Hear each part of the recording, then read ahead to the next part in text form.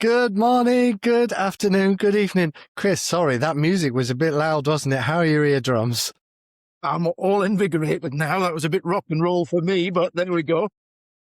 If you're tuning in live, welcome. If you're on LinkedIn Live, you might be on YouTube, you might be at educationleaders.live. Welcome to this live stream, which is our monthly live stream, the companion to the Education Leaders podcast, where myself and my good friend and co-host Chris Scorer go through some of the themes in the week, and most importantly, it's not about us, it's about you. This is your chance to tune in live. So maybe you're tuning in the podcast in the bonus episode. If you are, welcome. Lovely to have you here. But come along. Last Thursday of every month, we get together online. Main place is linked in our YouTube, and you can have your say. We would love to have you here. If you're listening online, say hello in the chat. We will read out those messages. Chris, how are you doing, my friend? Good. It's a little bit dank and dreary here in Newcastle, but yeah, very excited to be here. Great month of podcasts. Quite a lot in there that resonated with me personally as well. Triggering. Yeah. So, all excited to be talking about some of that, really. Yeah, so we have had a little while since we last spoke, actually, Chris, because we last got together before Christmas, it was. So since then, we had Tam Proctor, where she talked about school character and culture, which was a great episode. She took us into the new year. And then we have had the brilliant James Mannion on the podcast talking about making change stick and some of his work. We've had Jet Walper come on to talk about the tab tax and why we keep cutting off the ends of ham, which I loved. Then to wrap it all off, last week I had a bit of a meltdown at the beginning of the week, and I thought it might be useful to share that with a few people as well. And I'm sure we'll touch on a few of those themes today. But for those, as a reminder, who's tuning in, I'm looking at the screen now, so I can see there that we have already got people tuning in on a few platforms. It's amazing to have you here. Please, as we're talking, ask any questions. Maybe you've listened to one of the episodes. Maybe you haven't listened to an episode, but you're interested in this theme. Bring your questions along. We'd love to have you join us. And do you know what? If you're feeling super brave, then you might even want to go to the website educationleaders.live, because you can even request to call in to the show if you're feeling mega brave. And we may be opening ourselves up to spam there as well, but we'd love it if you joined. Kind of taking back to my childhood with like multicolored swap shop and things. That wow. Did you ever call into a radio show when you were young? Did you ever manage to do it? It was a dream of mine. I think it was probably just a dream. I don't think I actually got through ever. Gutted. And no Blue Peter badge either?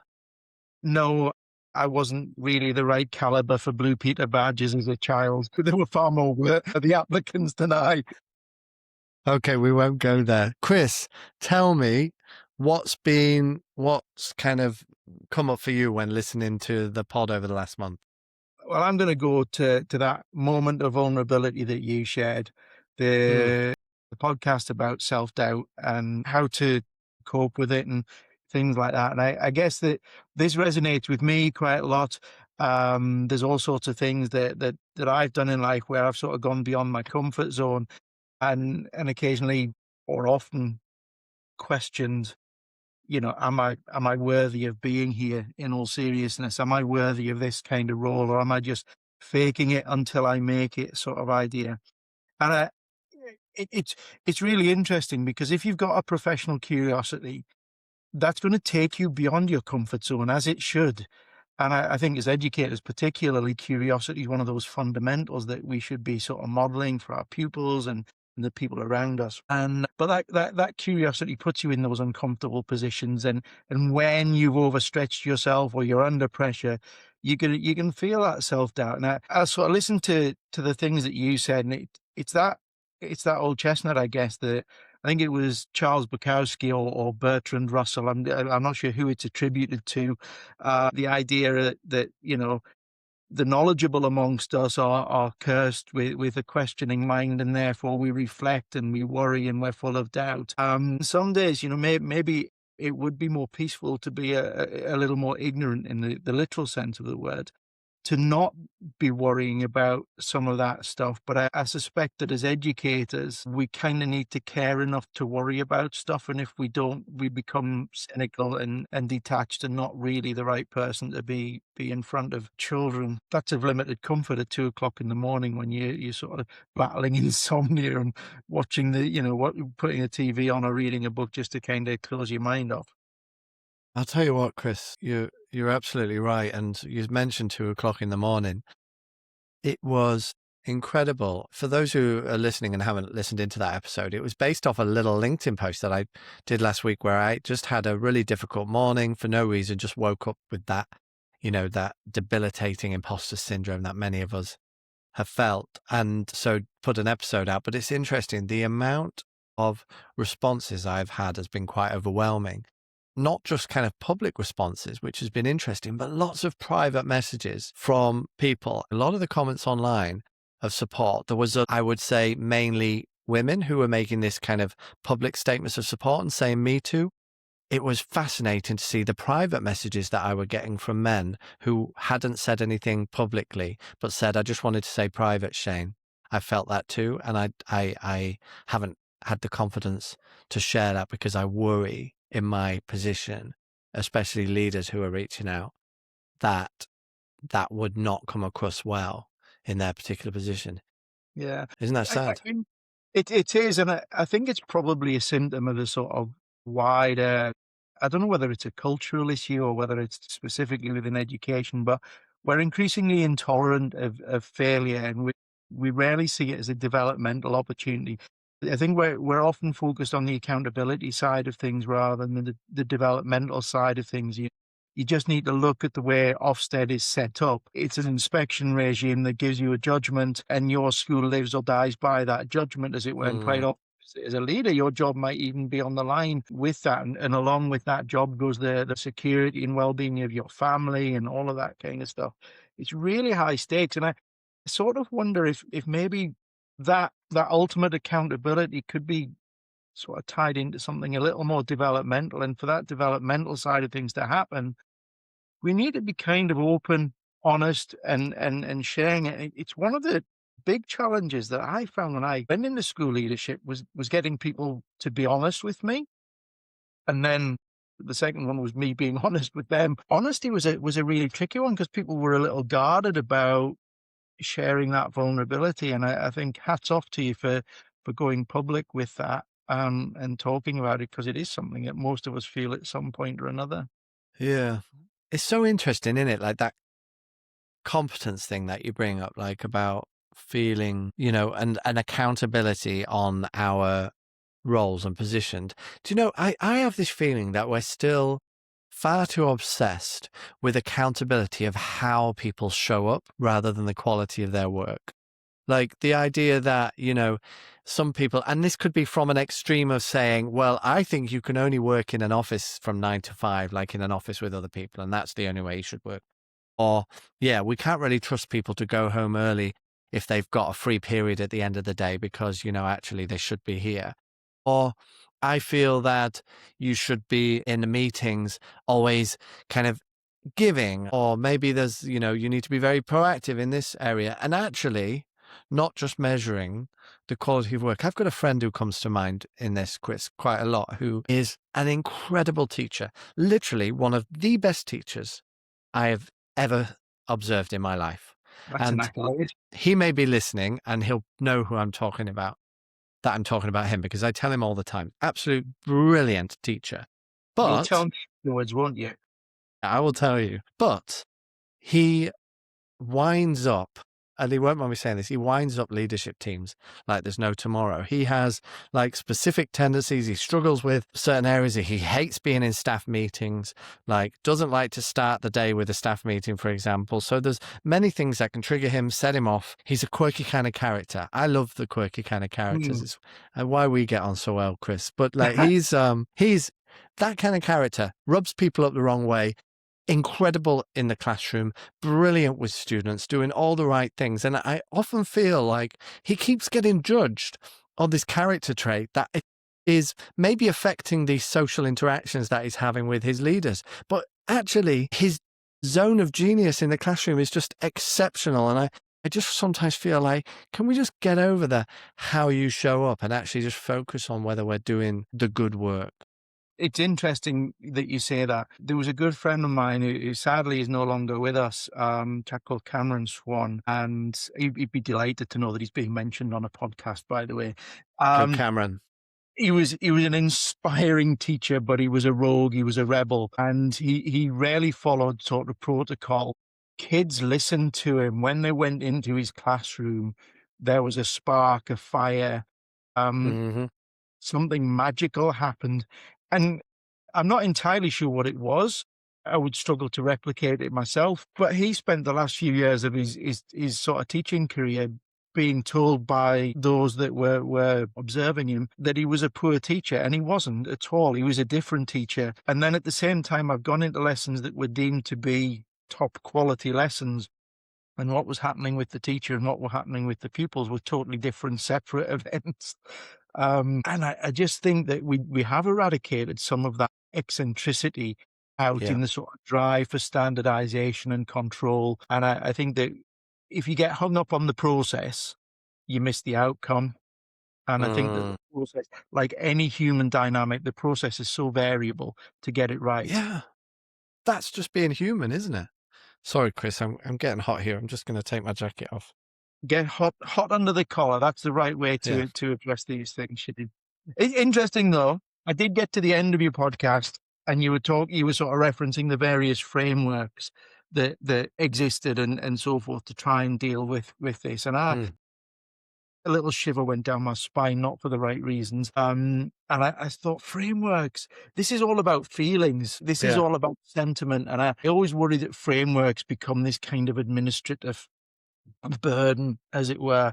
And I'm Yeah. going to give you a sort of salutary tale from my own personal life. It's no secret that when my son was about 4 or 5, we had some struggles with him, and his behaviour was challenging. We're well past that, fortunately. But one of the things that we learned to do when he was struggling and having a temper tantrum or a meltdown or whatever you want to call it was not to try and reason with him and not to try and it was just to give him a cuddle. And it was hard because you were angry, you were frustrated, you were often in very high stress situations because it didn't always happen in the comfort of your own home. Aeroplanes were a particular one. Yeah. No, I always feel for that family Yeah, on the not everyone aeroplane. does. Not everyone does. No. Yeah, I know. But just giving my son a cuddle, holding him tight, brought those feelings back down, and that was kind of one of the solutions that we came up with. And I do worry when we're dealing with feelings, whether just sort of tapping into that need to be heard with people and getting it out there, that catharsis. The fact that Yeah. men, particularly men, messaged you privately tells you that Yeah. there's a need for them to get that out, but they're not ready to get that out generally. Exactly. So yeah, I agree. I think that's why at the end of the pod, like, and I love a framework, like, and I do I love a know. framework because they have served me well in, not that I think in frameworks, I definitely don't, but I feel like as I learn new things, a framework, for example, the first difficult conversation I had, I followed a framework and it helped me to reduce my cognitive load so I could listen into that conversation. So I find frameworks quite useful at just reducing my cognitive load. But I agree, sometimes all we need in a moment when we're struggling is not someone to tell us how to fix it. It's just someone to listen, isn't it? Just someone to Yeah. be there and say, I hear you. Yeah. But you know what? As a leader, we're kind of conditioned to try and be all knowledgeable and the expert in the room, and we kind of expect ourselves to have the answers very often. And it's a very brave and enlightened leader that just sort of parks that and says, "Yeah, I don't necessarily know what the answer is, but let's work through this and see where we can get Yeah, to." I agree. Do you know, I was coaching someone only earlier this week, and they were saying to me, Shane, you know, I'm having a really difficult day today. They sent me a message. I'm having a really difficult day, and I'm just trying to hide away. I'm just going to hide away in my office. And I feel bad about that. I was like, well, actually, I don't feel you should feel bad about that. And they're like, but what if I know some people will want to meet with me today? So I don't know what to do. And we ended up just coming to the idea of, well, can you just be upfront with them? It's that Brené Brown talks about it in a relationship setting, but I think it's really good where she talks about you're always on a scale of a 1 to 10 somewhere, like in your energy levels. And sometimes you just have to say, just so you know, it's a 4 day today. I'm at a number 4, and that's where I am. And, if I might be in a better place tomorrow for us to have this conversation, or I'll listen to you now, but I just need you to know this is the number that I'm starting with today. So I might not be at my best. Do You you know want to what I keep find, that conversation? yeah, you know what I find fascinating about this? It's the fact that if you, as a teacher, you went into a classroom, you read your classroom as you're working through, and occasionally a pupil will be out of sorts, they'll be under the weather, they maybe didn't sleep, something's happened at home, or they're just not into the day that day, and you would work around that, you would accommodate that, um, and you would manage that. I think in not because you want to just sort of be a bit slack around it, because you recognize that the outcome will be poor and possibly long lasting beyond just the scope of that moment. So you kind of sidestep it and play the long game. And I wonder why we tend not to do that in the sort of grown up part of schools where we're working with each other and recognize that human condition. Yeah. It's that kind of, there's so many problems, isn't there? Like show up culture in schools, like, showing up and I think that pressure that we've talked about because you should be in it for the right reason. So that means you feel a pressure to be at the top of your game. But I also think it's mixed with kind of this hustle culture that people are obsessed with at the minute of hustle, hustle. I'm a part of some business groups just because I've been an entrepreneur for the last couple of years, and some of the rhetoric in those groups of just hustle harder. If you're not successful, it's because you're not hustling enough. Yeah, I worry about that because, yeah, we wouldn't treat students in that way. We wouldn't treat our children in that way. We hopefully don't treat our family and friends in that way.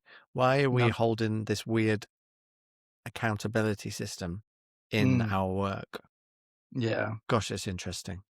I guess that ties us into the work with Tamara Yule Proctor, Doctor Tamara Yes, Yule Proctor, that's and right. that sort of human condition. Yeah, so this was back on December 23rd, this episode. So it was like just before Christmas. And Tam, she's works at like UWC, United World College. For anyone who's into the international school world, they'll have probably heard of these schools. Are wonderful mission driven schools.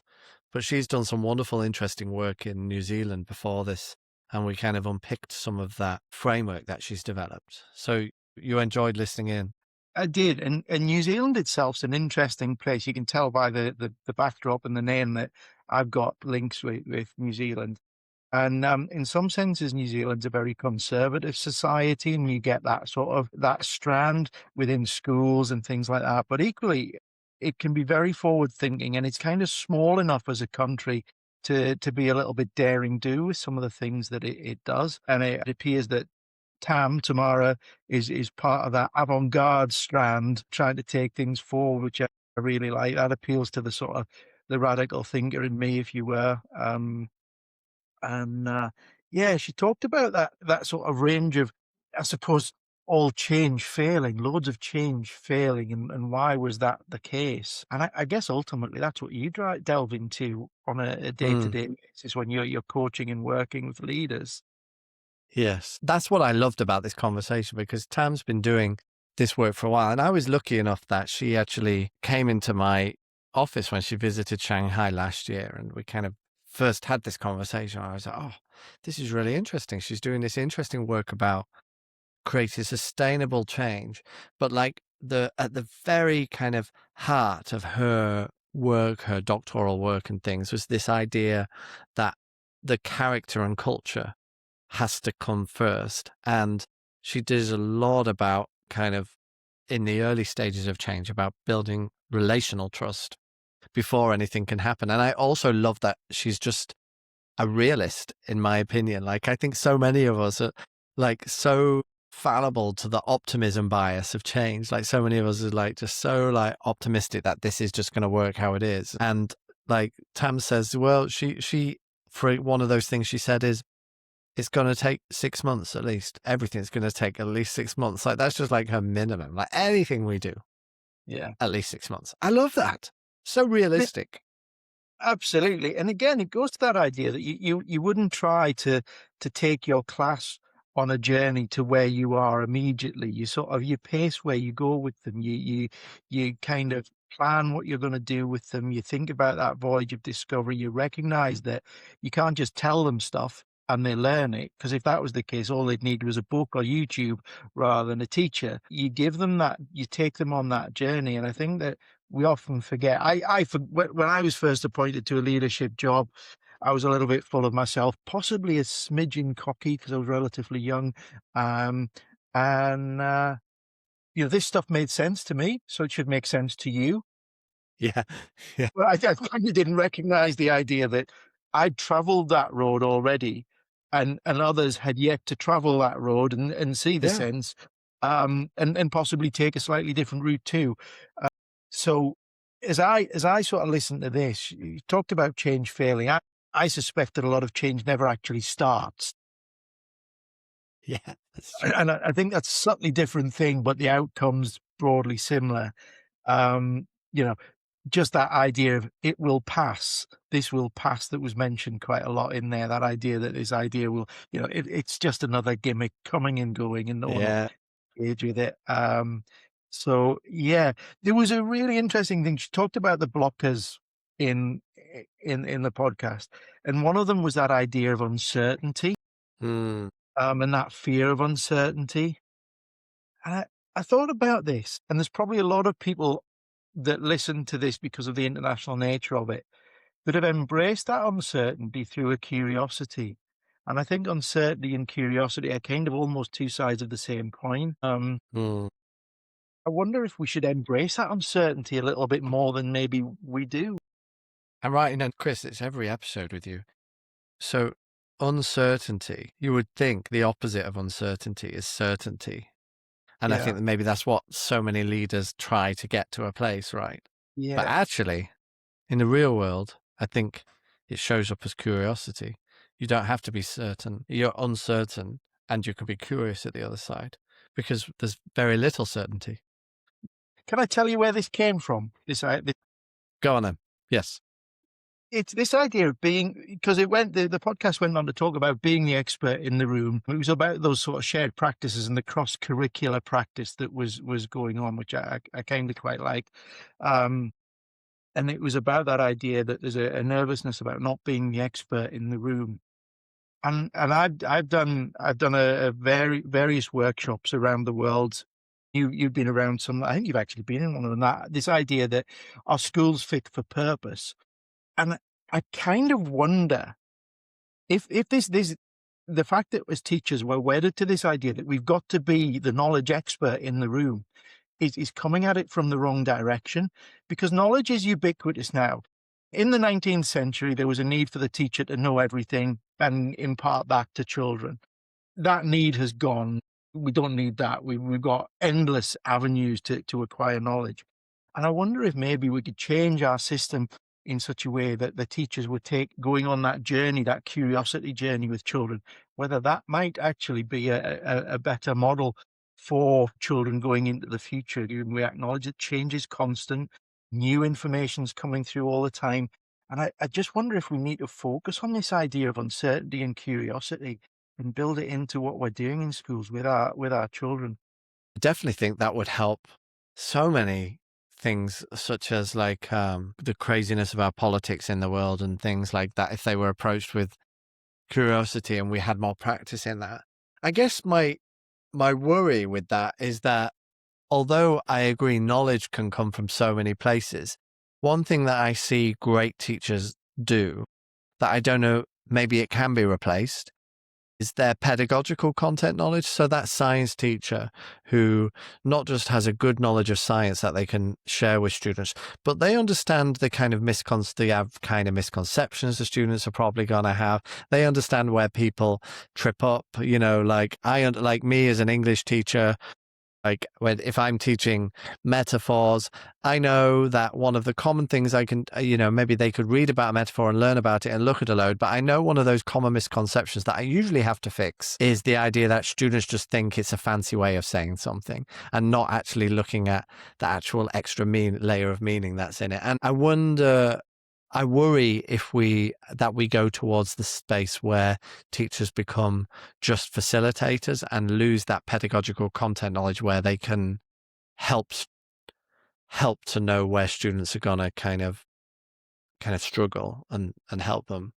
See, I guess my perspective on that is that if you're on the journey with your students, then you're gonna see those things happening as you go and be able to sort of guide students with it. I guess part of that is born out of the fact that I taught economics for a large part of my teaching career, but my degree is actually law. So for the first few years of my teaching career, I was reading economics books at a frantic pace. I was Yeah. usually a chapter ahead, sometimes a little bit less, but it kind of kept me on my toes, and it also kept me fresh with I could encounter some of the same challenges that the students did. Yeah, that's true. I think no one's ever going to employ me again after this episode, are they? But I think that's true. I think there's something about content being new to you that allows you to bring an extra energy and an extra curiosity, like you said, that is quite infectious. I think curiosity is quite infectious, isn't it? Like I find that, like, I know when I'm at some of my most curious is when I'm speaking with my co-author, Ephraim, who I was on a call with earlier today, because he's just one of the most curious people I know, and he just brings out my curiosity. And then this is why it took us so long to write this bloody book, because we just ended up down a million rabbit holes and learned a lot in that process. So yeah, I get it. Yeah, it probably explains a little why you and I are friends too. Exactly. I would say so. Yeah. I think Ephraim would be fair to say, I think like me and you, Chris, work a little bit faster than Ephraim and I. I don't even know how we managed to get a book out of it, because we're both the most wonderful procrastinators on the planet. Brilliant. Yeah. So I can see, just as a mention, I can see we have got a good number of people joining us on LinkedIn Live. I see you there. Send us a comment. I would love to hear, what are your thoughts on what we're talking about? Do you have any questions, provocations that you might want to launch into the chat? I can also see that there are people joining us on YouTube, and we've even got someone in Riverside joining us. So it's wonderful to have you all with us. Do bring the comments in. Chris, I wonder, did you get to have a listen last week to the episode with Jet Walper on the Teach Tab Tax?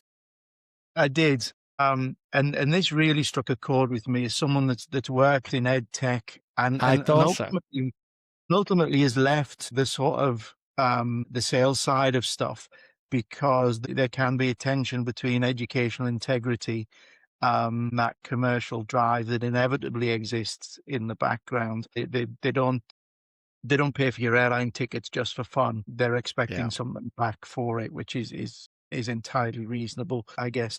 And I love this idea. I think the thing about it was Jet that talked about the ham, wasn't it? Yes. Yeah. Yes. Go on. Tell us. Repeat the ham story. I could hear this a million times, just so if you haven't listened. It's great. I think it was Jet was watching his wife prepare a Christmas ham or something, and she chopped the ends off to put it before she put it in the oven. And he was like, why are you doing that? And she said, well, I don't know. I'll ring my mom, because she taught me how to do Christmas ham. So ring your mom, and she's like, I'm not really sure. I'll ring grandma and find out. And it turns out that grandma's oven was too small for the ham hock, so they'd had to chop the ends off. And that habit had sort of echoed in eternity throughout the family. I think teachers are really, really, really guilty of this. The idea that we do things because we do things. And I think part of that is that we're just so busy that we don't really get the time to think too much. Arguably, I've got the opposite problem. I've got too much time to think and sort of see those issues at play. But I think that if teachers had a little bit of space and time to just sort of lift their heads up out the water and breathe for a moment and see stuff, a lot of the things that we do in schools might not actually make any sense at all. Mm. But we don't have time to question that. The systems are very ingrained and so on. So I kind of like that idea. I think we get tied into stuff with our tech systems, particularly filling out trackers, doing X, Y, Yeah. and Z. And why?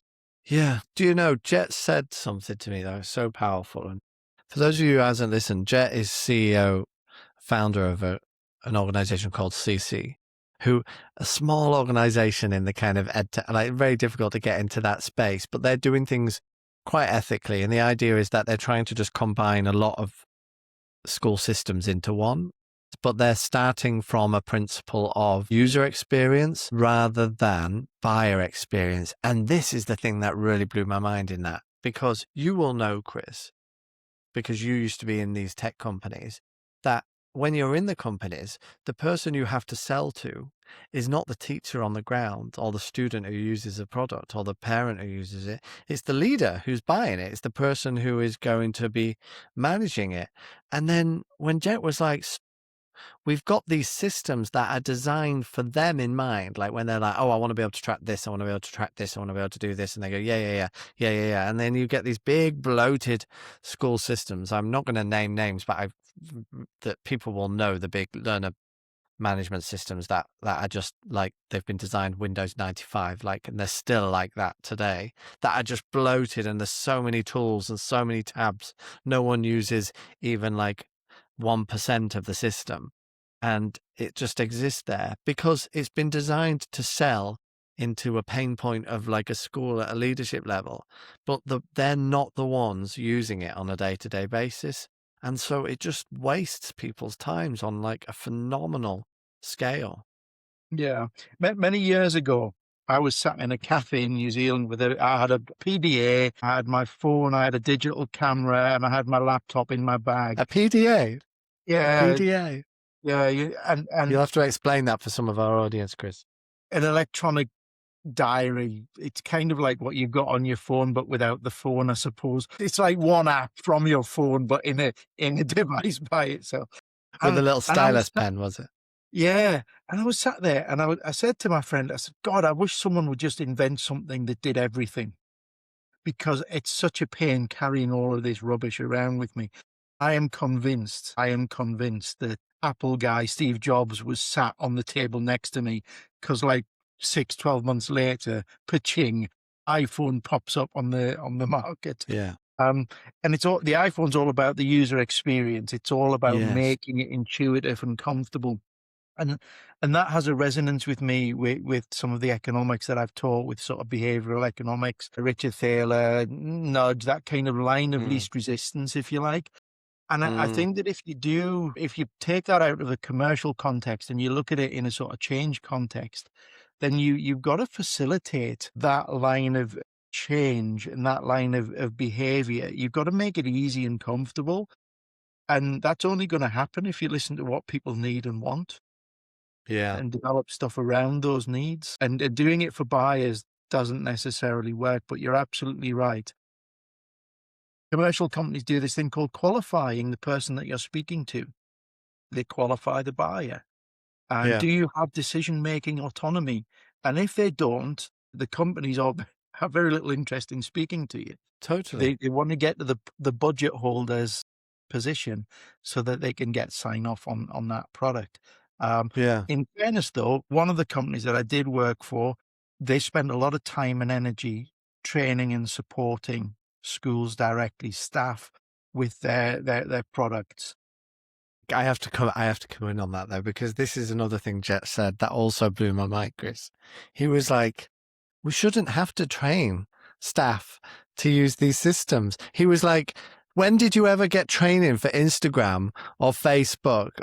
Or when you buy your new iPhone, there's someone like does you a full training session. He's like, No, because we understand user experience so well now that we can design these things to be intuitive. And yet school systems, I know some systems where you need to literally have 4 hours of training. Every staff has to go through 4 hours of training just to use the basics of the system. And you think, and I just took that for granted.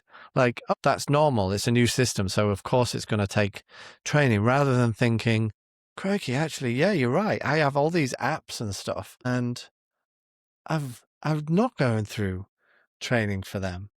There's a really funny conversation I had with a statistician some years ago. Did the stats for a well-known assessment, and the stats reports didn't really make a lot of sense to anyone unless you were a hardcore statistician and love your standard deviation and things like that, which for the most part, no one's really that bothered about. They just want to know what it means. Yeah. Suggested that we maybe could redevelop these reports so that they made sense to everybody. The response I got was very black and white. Well, they should learn what the statistics mean if they want to know what the statistics mean. And Gosh. I thought, well, there's merit in that, yeah. But perhaps as a commercial organization, we could do things a little differently and help. It cut absolutely zero ice at all, and those stats are still presented in a fairly harsh fashion. It's funny that, and then it makes it, then that data or that area becomes quite exclusive, doesn't it? And then you've got like this Yeah. exclusive club of people who understand it, like maybe just a couple of leaders. They go, yeah, but I get it. They feel good about themselves. Maybe they go to the conference. There's like this in group that develops. Ola Dempsey's joining us as well. Hey, Ola. One of my Ola was on the podcast last year. One of my absolute favorites. She was one of the top 5 listened to podcasts last year, where she coached me on my interview skills. And she's an incredible interview coach, like amazing. Like you should check her out, Ola Dempsey. But Ola says, oh, I see this disconnect in school websites too. The mindset is for the teachers instead of the parents sometimes. I think you're Yeah. right. I think you're right. Like there's a lot that, yeah, kind of not really putting themselves in the parent mindset. And often that happens in the way conversations happen in schools as well, doesn't it? Like people get moany about, oh, the parents this, the parents that, they're complaining again. And you think sometimes it's like, well, have you listened? Like, have you What truly one listened? one of the things that we did in Italy that worked really well, that reduced and stopped parental complaints, but it was, we had the day bookended where there was like this sort of melee space in the playground where the kids got dropped off and the parents were kind of free to mingle. It was a safe space. It was monitored and things like that. They would come in the gate, but parents would often talk to staff and SLT about stuff. You would resolve things very informally. You would address issues when they were first happened without the sort of formality of an appointment and things like that. And even if you weren't addressing issues, you were just chatting to them, perhaps, about the football, about where they've been on holiday or whatever, building up warmth and trust so you could address some of those trickier issues when the need arose. Mm, I kind of really like that sort of that interaction of building that trust. It also meant that you understood your parent cohort in a way that you never could by just meeting them in a formal setting. yeah. Yeah. Yeah, there's so much to be said for those informal moments. And yeah, I guess some people struggle because you can't measure them in the same way or whatever, but they can be just so incredibly powerful. Emma also joins us. She says, they say if it's not broke, don't fix it. What area of leadership would you not touch or seek to change because it works? That's very context specific, isn't it? Mm, yeah. I think as well, we kind of, I think that sort of binary choice, broke, not broke, is perhaps not necessarily the way we should be approaching things. I think that we can look at sort of developmental ideas, and I think that broken, not broken idea is kind of synonymous with the sort of high levels of accountability. But I think if we Yeah. reframe that into development and growth, then actually it's a much healthier approach to things. Yeah, I think so. I guess so. I've always been like a developmental person, and like that's a lot what Ephraim and I talked about in our book, Change Starts Here, is just about kind of building on things, digging in what's already there. What does your community already know? Kind of working within that context and kind of contextualize leadership. But I guess like Jet's episode challenged me in a way because what if that's all you've ever done is kind of this developmental approach? But what that developmental approach has actually been, let's say it's a school system, is adding this on there, chunking this on there, putting this on there. And like, because you're not willing to pick everything up and kind of give it a good shake. And maybe like, maybe sometimes the right thing to do is to kind of put things to a side and say, or at least ask the question, if we were starting again, what would it look like? Like at least ask that question. There's a really there's a chap called James Miller from Royal Grammar School in Newcastle upon Tyne. I interviewed him on the Koru podcast about stuff that they'd done and about the data that they used. And he talked about SATs tests. And when he was appointed as head, he just looked at what was impacting kids and what wasn't. And if it wasn't, they got rid of it. They just got rid of it, stripped it out. And I think that um, actually that process of sort of cleansing your data landscape allows you, Mm, you need to do that before you move on to kind of unifying your systems, building something that works, because all the time that very often schools have that fragmented data or tech landscape because someone's come in head of year 9 that's used one system and the head of year 11 has used another system. So you get those kind of broken systems running through the school or what have you, and it doesn't really fit, but there's not enough goodwill to move on because they're all busy trying to deal with the, the processes that they've got in hand. And I think if you can strip stuff out and clear the woods, if you like, so you can see the landscape. You can start to build the landscape around mm, what you actually. I think that's probably a fundamental. If you're going to look at building a sort of unified system or a user experience, the first thing to do is to look at what you don't need, and get rid of it. It was a fairly gutsy move by James Miller, I've got to say, because it's a very conservative school for the most part. yeah. I love that though. And listeners, if you're listening in and you're wanting to kind of think about your data practice and overhaul them, you should definitely get in touch with Chris at Koru because there's no greater expert in this area than you, I would say, Chris, in kind of looking at that landscape and knowing what to do with it. That you would be my first choice. You're Chris making hasn't me paid me blush. for that. You're making me blush, then. Making me blush. We've got Travis also joining us today. He says, and I'm just going to read this out. I haven't read it yet, but I trust Travis. Another form of useful info gathering can be from staff parents, as they have different perspective as a parent and a staff member. I wonder if they're utilised for feedback as much as they should. This is especially common in international schools where you've Yeah. got parents who are also staff. I think a lot of leaders, I think including myself when I was in a school, can be quite scared of that, actually, scared of staff parents, like, and maybe purposely avoiding them through fear of their Yeah. insider knowledge, if you like. I think as well, it's easy to discount what they say because they're staff and parents. So neither of those perspectives kind of work. They're not impartial. So you can kind of almost throw that perspective out. But arguably, if you could take that impartiality and look at it as just a nated approach. Yeah. So Yeah. yeah. Um, Yeah. It's a good one, Travis. Travis Aller, if you when you join us, make sure next time come to educationleaders.live and phone in to the show so we can get you on here and hear your voice. Would love to unpick some of these ideas with you. They're fantastic. yeah, no, for sure. So, Chris, have you got any final reflections maybe for today or like thoughts for people? Yeah. I think it's all about curiosity and the human condition. I've listened to those podcasts. We're certainly in Newcastle, the weather's been miserable for a while. It's still dark quite early and it's hard to kind of keep your head up and be jolly with what's going on in the world. And I think that probably one of the ways to do that is to dig into that curiosity, dig into that human condition and recognize those things in yourself kind of going forward. Certainly something that I try to do. I'm not always successful at. I have the occasional 2 a.m. moment, much to the fury of my wife. And yeah, so try to sort of keep focused on those things, I guess. We've got a lot going on at the moment and it's a very busy time. So it's all quite exciting. And yeah, focus on what's happening with the kids in your classes and nothing more. Yeah. Keep them curious.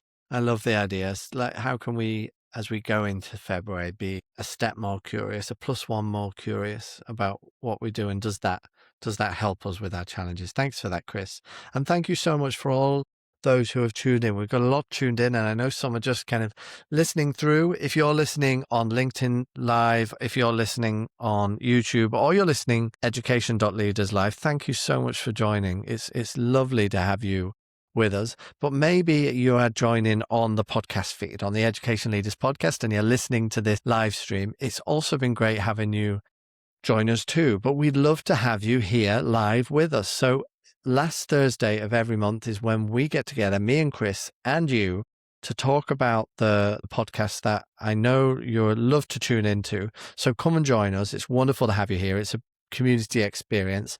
And come and let us know how your Curious February went. But for now, this has been Education Leaders Live. I have absolutely loved this, Chris. Thanks ever so much for sharing this hour with me.